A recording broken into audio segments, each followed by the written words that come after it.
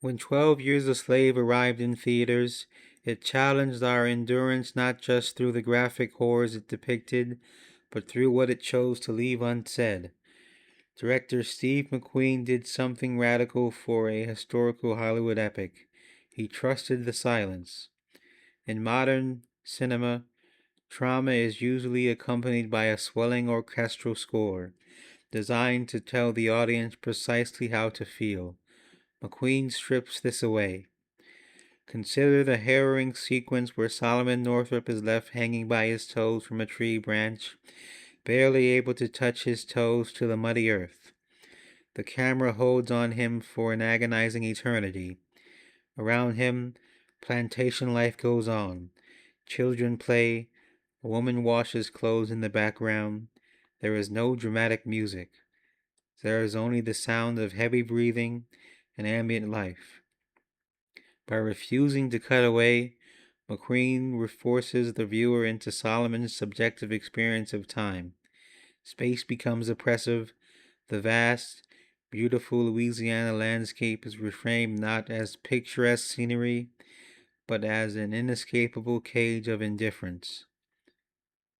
John Ridley's Academy Award winning screenplay is a masterclass in adaptation, but it makes crucial structural choices when compared to Solomon Northup's original 1853 memoir. Ridley's screenplay pares away Northup's more detached, journalistic reflections to trap us entirely within the claustrophobia of Solomon's stolen identity. One of the film's most chilling achievements is its unyielding focus on the mundane, transactional nature of human bondage. Evil in 12 Years a Slave is not carried out by cartoonish villains. It is driven by ledgers, profit margins, and supply chains.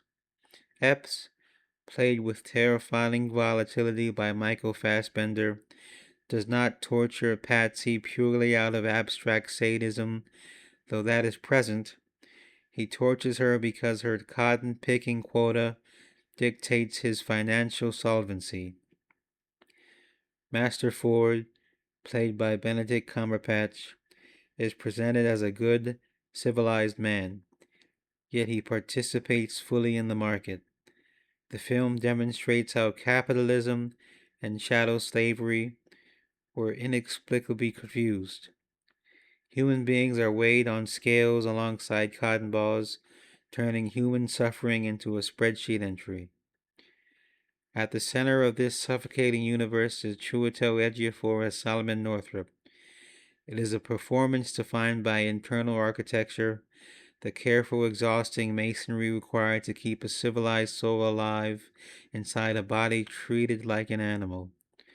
Ejiofor does not play a grand hero. He plays a man practicing extreme survival strategy. Watch his eyes when he is forced to play the fiddle for his tormentors. His face goes completely blank, a psychological retreat where he locks his true self away to protect it from destruction. Ejiofor captures the terrifying tightrope walk of an educated man who must pretend to be illiterate, a free man who must bow to survive.